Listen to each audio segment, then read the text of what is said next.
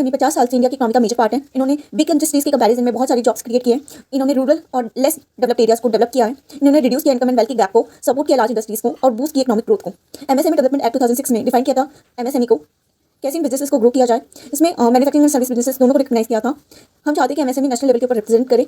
MSME के लिए बहुत सारे फंड्स एंड स्कीम्स लाए गए हैं। गवर्नमेंट ने बहुत सारे कॉन्ट्रैक्ट एमएसएमई को दिए हैं, इंप्रूव किया क्रेडिट एक्सेस को, और अगर इनकी पेमेंट में डिले होती है तो उसमें भी हेल्प की जाएगी। और एमएसएमई को बिजनेस क्लोज करना है तो उसके लिए भी प्रोसीजर ईजी होगी। एमएसएमई डेवलपमेंट एक्ट आया था 2 अक्टूबर 2006 में। सेंट्रल गवर्नमेंट ने यहाँ पे एक एडवाइजरी कमेटी और एक बोर्ड बनाया था जिसका नाम है नेशनल बोर्ड फॉर एमएसएमई। यहाँ एंटरप्राइज का मतलब है कोई भी बिजनेसेस जो कि गुड्स बनाते हैं और सर्विसेज ऑफर करते हैं। सप्लायर वो है ऐसे बिजनेसेस जो रजिस्टर्ड है with the government. National board for MSME, इस बोर्ड का जो हेडक्वार्टर है वो है न्यू दिल्ली में। बोर्ड में एक चेयरपर्सन है जो कि एमएसएमई का मिनिस्टर है, एक वाइस चेयरपर्सन है जो स्टेट का मिनिस्टर है या डिप्टी मिनिस्टर है, 6 स्टेट मिनिस्टर्स है, 3 पार्लियामेंट के मेंबर है, एक यूनियन टेरिटरी का रिप्रेजेंटेटिव है, 5 गवर्नमेंट सेक्रेटरीज है, बैंक ऑफिशियल्स है, national bank, small industries bank, Indian bank association, plus एक सीनियर ऑफिसर है आरबीआई से। 20 मेंबर्स है एमएसएमई एसोसिएशन से, जिसमें 3 वुमेन के रिप्रेजेंटेटिव है और 3 माइक्रो एंटरप्राइजेस के रिप्रेजेंटेटिव है, 3 well known experts economic industry and science and technology, 2 members है ट्रेड यूनियन से, एक मेंबर है एमएसएमई मिनिस्टर से जो वहाँ का मेंबर सेक्रेटरी है। ये बोर्ड साल में 4 बार मिलेंगे। फंक्शंस ऑफ बोर्ड देखती है कि कौन सी चीज़ें एमएसएमई को अफेक्ट कर रही है। ये रिव्यू करते हैं गवर्नमेंट की पॉलिसीज एंड प्रोग्राम। ये रिकमेंड करते हैं ways to support and develop MSME. ये गाइड करते हैं गवर्नमेंट को कि एमएसएमई के लिए फंड को कैसे यूज़ करना है। क्लासिफिकेशन ऑफ एंटरप्राइजेस ऐसी एंटरप्राइजेस जिनका इन्वेस्टमेंट 1 करोड़ तक है, टर्नओवर 5 करोड़ तक है, वो है माइक्रो एंटरप्राइजेस। ऐसी एंटरप्राइजेस जिनका इन्वेस्टमेंट 10 करोड़ तक है और टर्नओवर 50 करोड़ तक है, वो है small enterprises.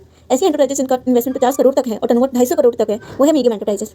MSME memorandum, micro and small business को मेमोरेंडम फाइल करने की जरूरत नहीं होती है। मीडियम बिजनेस जो कि सर्विसेज ऑफर करते हैं वो भी चाहे तो मेमोरेंडम फाइल कर सकते हैं, लेकिन ऐसे मीडियम बिजनेस जो कि मैन्युफैक्चर करते हैं गुड्स को, उनको मेमोरेंडम फाइल करना कंपलसरी है।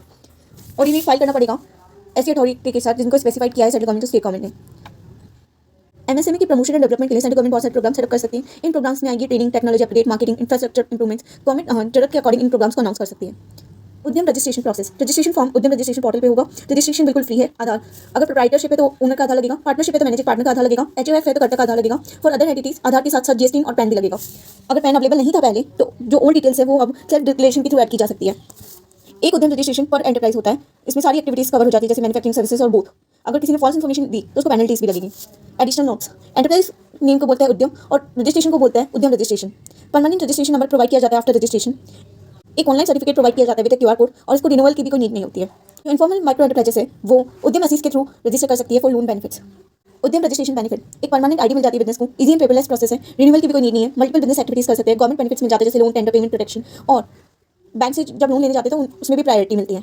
एनएसआईसी रजिस्ट्रेशन, ये एक सिंगल पॉइंट रजिस्ट्रेशन स्कीम है फॉर गवर्नमेंट कॉन्ट्रैक्ट। इसके लिए ऑनलाइन भी अप्लाई कर सकते हैं और एनएसआईसी के ऑफिस भी जा सकते हैं। एनएसआईसी एंटरप्राइज को इंस्पेक्ट करेगी और अगर सब ठीक रहा तो अप्रूवल देगी और रजिस्ट्रेशन को ग्रांट कर देगी। Benefits for registered MSE, free access मिल जाता है गवर्नमेंट टेंडर के लिए, अर्नेस्ट मनी डिपॉजिट नहीं करना पड़ता, जो सबसे लोएस्ट बीड रहती है अगर वो प्राइस को मैच करके देते हैं तो वो 25% ऑफ द ऑर्डर अप्लाई कर सकते हैं। और last benefit support for tender marketing.